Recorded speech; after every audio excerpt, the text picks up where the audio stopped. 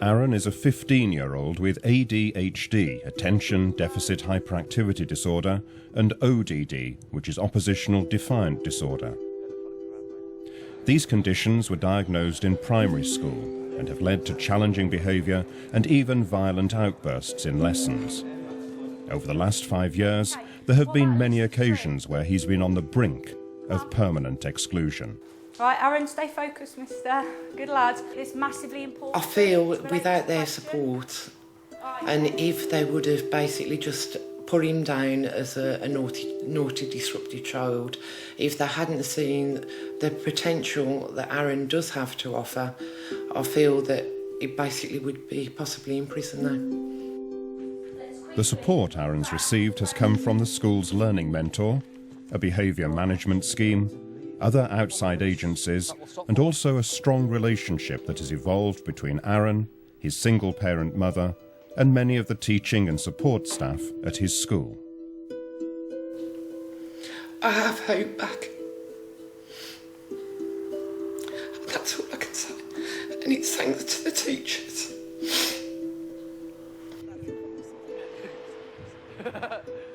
At Turves Green Boys School in South Birmingham, there are 660 pupils, of which 20% are on the special needs register. The school has a team of learning mentors led by Sally Spencer. She liaises with teaching staff and outside agencies to provide individually tailored support for each EBD pupil. I'm there to sort of support and nurture them into their sort of correct wavelength of thinking that let's not choose this behaviour. We can see how this escalates. We can see how this becomes more confrontational. And do you really want that? Sally has counselled Aaron since he started at this school, and he himself can now reflect on his improved behaviour. If it was in year 7, I'll just swear at teacher and it'll get me suspended, then my mum will get upset. And it just cause trouble at home. We'd have everything escalated again then before you wouldn't be at home, You hit the nail on the head there, Aaron, because you have learnt to not only control yourself, but the staff have been able to gain more of understanding, haven't they? Excellent, OK. A subject Aaron has progressed well in is English. Aaron, what is the second question about? We're able to do this because people like you support our work. That's an opinion. Right, well done. Claire has taught Aaron since year 8, and as with many EBD children, it takes time to build up trust. Right. He participates well in class discussions. And it costs money for a doctor over there. If he does occasionally shout out an answer because he is so positive, I'm always very, very positive to him and just say that is absolutely excellent, and perhaps sometimes give him a reminder that he shouldn't shout out, but his attitude is excellent. She understands like how I react. She's giving me more help, and she's like gave me extra lessons after school and that. Brilliant. And she's just posted things with the post, helping me to get a higher grade because she knows I can do it. Aaron, you would get 1 to 2 marks for that. OK, so out of 3, so that is great. I think in myself that I can't do nothing. I won't be able to pass, and I needed like teachers to boost my confidence up, and that's what Miss Fairbairn does. Keeping up Aaron's confidence can be challenging for his teachers, so Sally has sought out different types of support from outside agencies. One of the first was an intensive 3-week behaviour management programme held at another secondary school in Birmingham called FLIP. You are really getting on my nerves. That's body language, isn't it? FLIP stands for Flexible Learning Individual Pathways. It's designed to keep the student in mainstream schooling. We helped Aaron with techniques to allow him to have a better pathway through the school. You've had a bad day on the way to school. You want to transmit to the teacher you're not having a good day. Slam the door. Oh, sir. And we'll go and sit down. The common problem is the lesson can move too quickly. One of the solutions can be that he has a TA with him that can explain that for him, or he can have a timeout card where he can just stick the timeout card up and ask the teacher to if he can leave the lesson. Hi Aaron, what's up, mate? If we can get the pupil to realise that things are starting to go wrong, then by using the timeout card, they don't get the flashpoint in the classroom. Did you show your card properly, yeah? Yep. Yeah, so the teacher's aware that you've come down to me? Yep. Right. And staff are aware of that, so they know that if somebody holds up that kind of card, they need to let them go. They know that they will go to the right place and not just be wandering around. I'm going to let you sit here and cool down a sec. No. I'm going to go up and just double check with the teacher, OK? No. Many EBD children have a lot of energy and short attention spans. One of the effective ways of keeping them in mainstream school is by taking them out.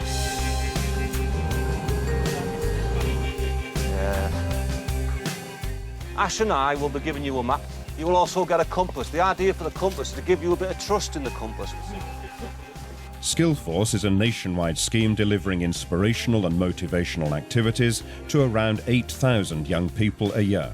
It's aimed at 14 to 16-year-olds, many of whom have serious behaviour, self-esteem, learning and social problems. The main thing is they are individuals.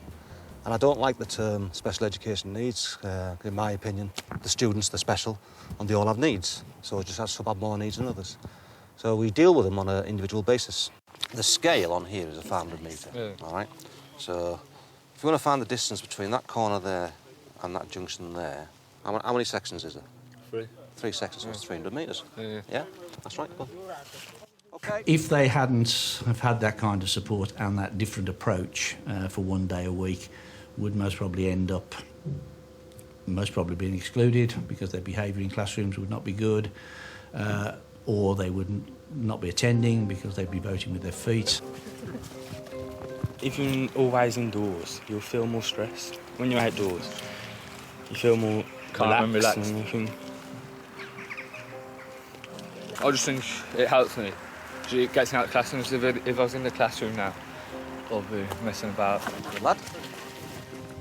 They know that if they mess around in school, then one of the first things they're going to lose is the opportunity to come on the next Skillforce trip. So obviously we're working in liaison with the school all the time.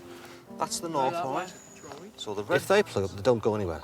But when they do go out, they go out as part of an activity, as part of a task that we've set them, and they've got a right about it. It's all part of the key skills. Come on, Dave! Their biggest problem is lack of confidence, and my main role with these is motivating them to want to learn. Good lad. Aaron is clearly very relaxed with the Skillforce instructors, many of whom are ex-forces. The gains he's made over the last year have been fantastic. It's the way you communicate with them. You're not talking at them, you're talking with them. You're bringing them into your world. The way they respond to it all is a very positive way. And Aaron's advice to teachers on how to deal with other children like him? They shouldn't just notice the bad people. Just say if I've done something good, the teacher should just say, oh, you've done good, and praise them. Or just call them back after the lesson and just say, oh, you've done good in this lesson. And it'll just say for being bad, just say, oh, you call them back at the end. And just say, oh, you've been bad at this lesson, can you try and improve? Aaron's self-awareness has really helped him control his outbursts in class during the last year. But with ADHD, schools learn to expect the unexpected. Pupils with EBD, they can flare off. We need a lot of flexibility to be able to work with them. Hence the fact myself and the other support staff within the school, we don't have a rigid timetable. As we were filming this programme, Aaron became involved in an incident during his maths lesson. He sought out his learning mentor, Sally, interrupting our interview. And Aaron, being an individual, was needing some... Sorry, I'm aware that... Sorry, Aaron's... English lesson, a maths lesson. And I said to Mr... I went down to explain how to support, and he just said I don't want to be in the lesson, so I don't learn nothing. And then Mr O'Brien came in the lesson and said, where have you been? And I said, I don't want to be in this lesson. Basically, there was an incident that led to Aaron refusing to stay in his maths classroom. Unfortunately, when I went to talk to Aaron about this, he did lose his temper. All it's like your choice to say like what lesson you want to go in. And I just turned around and said, at the end of the day, I don't learn nothing after teachers, or I don't learn nothing. What I want for Aaron is for Aaron to be comfortable in the classroom and to succeed. But I also want the staff to know that they're going to be supported, and if Aaron has difficulties, that we're able to take Aaron away from those difficulties, resolve the issues, and then as soon as possible get him back into class. I don't know nothing, Catherine. Then he goes, I'll have to have a meeting with your mum. Aaron was suspended and a meeting arranged with his mother for later that afternoon. It's the first time this year there has been an incident of this nature. Last year, quite a few incidences, but the year before, even more. So he's getting better, and I do have to look at the whole picture, really. They're becoming far more isolated. Aaron has been honest and upfront about it. But at the end of the day, the issues do need to be addressed, and Aaron's behaviour basically won't be tolerated. Aaron got himself very upset, and what started off as quite a small thing actually then became, in the end, you know, a fairly big issue. He actually said some things that weren't very nice. He stormed off in quite a temper. To his credit, you know, he came back to see me at lunchtime and he's apologised for swearing and does realise that, you know, he shouldn't have reacted in that way.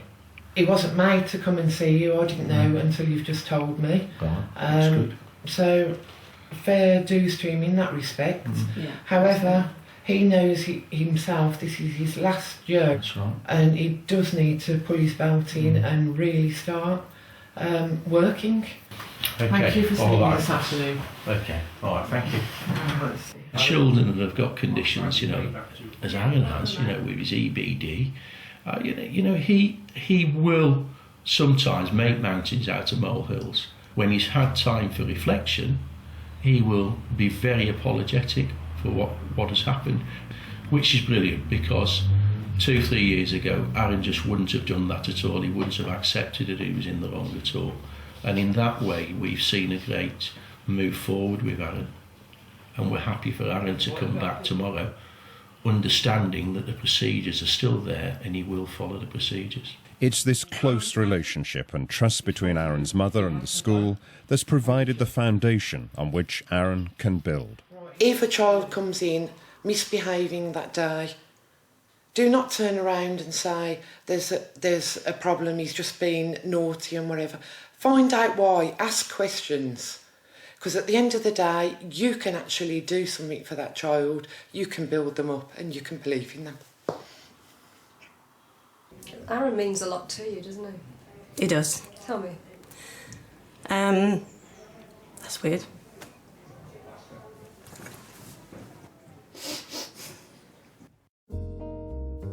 Yeah, I've managed to work really closely with Aaron from year 7, and it's been fantastic. It's just an enormous bonus to see Aaron mature into a fine young man, because he will make it. He will be great, he'll get there. Cheers.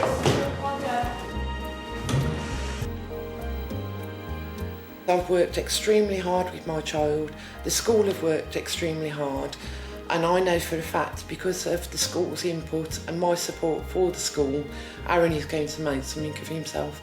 And I would like you to come back in 3 or 4 years' time and you'll see the benefits from it.